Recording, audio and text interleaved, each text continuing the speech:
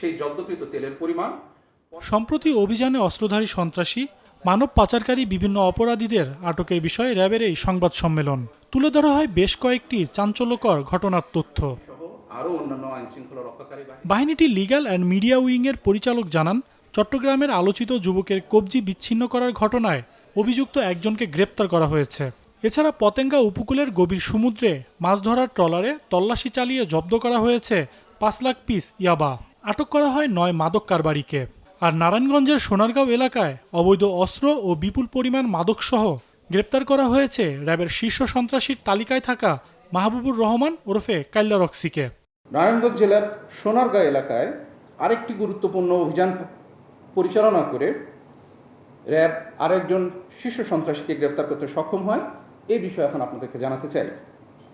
আপনারা জানেন যে দেশের আইন শৃঙ্খলা পরিস্থিতি সমুন্নত রাখতে সন্ত্রাস এবং মাদকের বিরুদ্ধে র্যাবের যে অভিযান এটি সার্বক্ষণিকভাবে চলমান থাকে এবং এরই ধারাবাহিকতায় অভিযান পরিচালনা করে গোপন সংবাদের ভিত্তিতে র্যাব 11 নারায়ণগঞ্জ জেলার সোনারগাঁও এলাকায় অভিযান পরিচালনা করে একজন দীর্ঘদিন ধরে এলাকায় ত্রাসের রাজত্ব কায়েমকারী শীর্ষ সন্ত্রাসী ও কুখ্যাত মাদক কারবারি মাহবুবুর রহমান ওরফে কাইল্লা রক্সিকে গ্রেফতার করতে সক্ষম হয় র্যাব।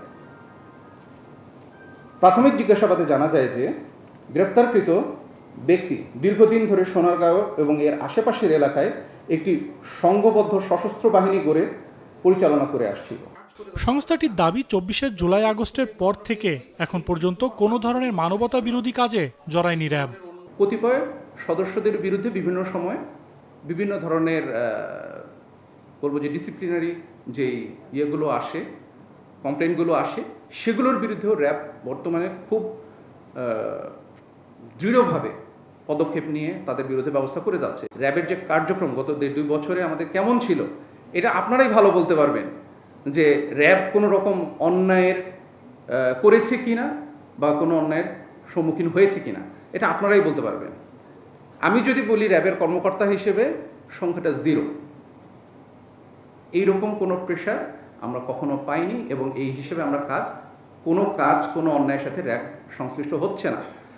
কতিপয় সদস্যদের বিরুদ্ধে বিভিন্ন সময় বিভিন্ন ধরনের বলবো যে ডিসিপ্লিনারি যেই ইয়েগুলো আসে, কমপ্লেনগুলো আসে, সেগুলোর বিরুদ্ধেও র্যাব বর্তমানে খুব দৃঢ়ভাবে পদক্ষেপ নিয়ে তাদের বিরুদ্ধে ব্যবস্থা করে যাচ্ছে। একটা বাহিনী থাকলে এরকম একটা ঘটনা এরকম হতে পারে, হওয়াটা অস্বাভাবিক বলছি না। যদি হয় তাহলে তার বিরুদ্ধে আইনি প্রক্রিয়া আছে এবং র্যাব প্রতিষ্ঠান হিসেবে এই আইনি প্রক্রিয়া খুব শক্তভাবে নিয়ে যাচ্ছে।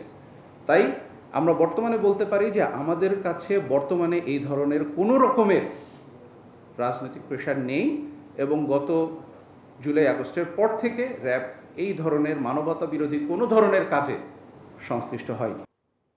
সংবাদ সম্মেলনে জানানো হয়, দেশের বিভিন্ন স্থানে অভিযান চালিয়ে 50,064 লিটার ভোজ্য তেল জব্দ করেছে র্যাব। তৈরি করা হচ্ছে চাঁদাবাজদের তালিকাও। সবগুলো স্তরকেই বিবেচনায় রেখে এই চাঁদাবাজের লিস্ট তৈরি করা হচ্ছে। সজল সাইক, চ্যানেল 24, ঢাকা। একটু পরে